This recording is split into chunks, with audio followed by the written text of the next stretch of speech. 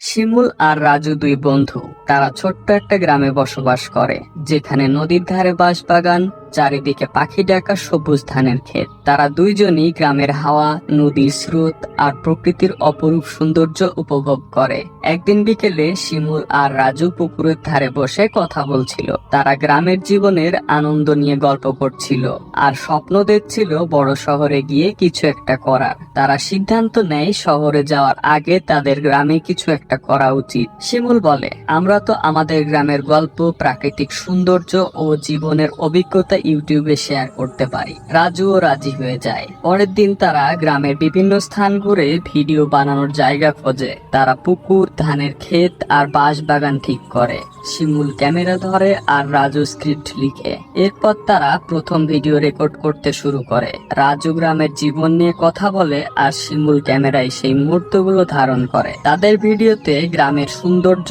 ও স্নিগ্ধতা ফুটে ওঠে। তারপর তারা তাদের প্রথম ভিডিও এডিট করে ইউটিউবে আপলোড করে দেয়।